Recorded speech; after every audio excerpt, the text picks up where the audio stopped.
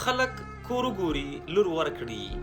روغتون ته مې ناروغ بولی و، انتظارګاه کې ناست و، یو سپینګری سړی راغی، زما تر څنګ کېناسته، ډېر ستړی ستړی معلومېده. غږ یې راوکړ، ویل زویه ښه یې؟ ما ویل بابا شکر دی، تاسې ښه یاست؟ ویل یې زه چیرې ښه یم زویه، په دې عمر مې لورکۍ په شفاخانو ګرده ګرځومه، نور یې له ژوند زړه راتور کړی دی. ویل دا ډاکټر خو تکړه دی که نه؟ ما ویل هو.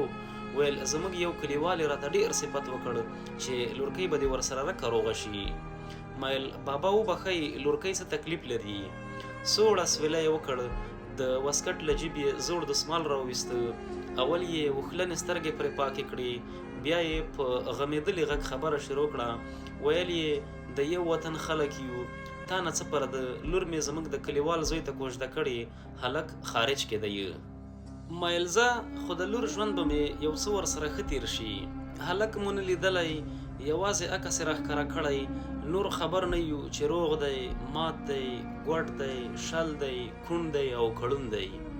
ویل یې د کوژدې دا شپږم کال دی، نه مې لور سره غږېږي، نه یې پوښتنه کوي، نه اختر مبارکي ته زنګ وهي، نه وایي چې کومه تورسره مې په نامه ناسته ده، او نه د واده کوم تصمیم لري.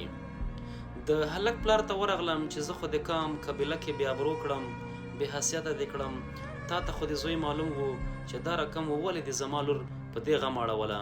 ویل د هلک پلار وایي چې رابشي، پښتنې خو مېړونو په نوم 10 کاله 20 کاله ناستې وي، ستا د لور د کوژدې خو ایله 6 کاله وشولې. بابا ویل ټول خپل خپلوان پیغورونه راکوي چې ولې دې خارج کې لور ورکوله، ولې دې نه لیدلې ښیښي کوله، ته یې خارج ته خوشحاله وې، ایرو ته خوشحاله وې، اوس وهه د ډاګ مزلونه.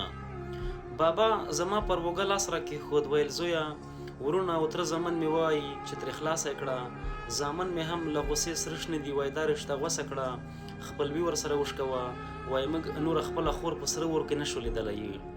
لور مې نور عصبي تکلیف پیدا کړی دی، د خپلو خپلوانو دومره خبرې، پیغورونه او پوښتنې چې میړه دې ولې نه راځي، یا دې ولې نه ودوي، ولې دې پوښتنه نه کوي، خارج کې به یې بله ښځه کړې وي. ویل یې لورکۍ مې نیمه نه ده پاتې، د زړه په رنځ اخته شوه، اوس د عزت خبره ده، که خلاصوم یې شرمېږم، او که خلاصوم یې نه، هغه بې وجدانه او بې شرفه زوی بیخي ولاکه داسې وایي چې ښځه مې کړې ده.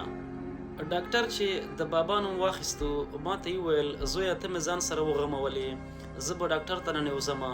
چې پورته کېده ما له لاسه ونیو، په ډېر مشکل سره له چوکۍ پورته شو او لور ته یې غږ کړ چې لورې راځه.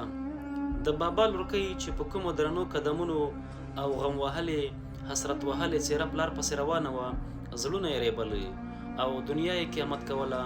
شاید زړه کې به یې ویل زما ساله په پړي زوړ شو، ستا د خارج له کاره نه خیژي لاسونه. د ثواب او عبرت په خاطر یې له نورو سره شریک کړئ. زه ستاسو ورور، ستاسو ملګری امان لاجبرزی.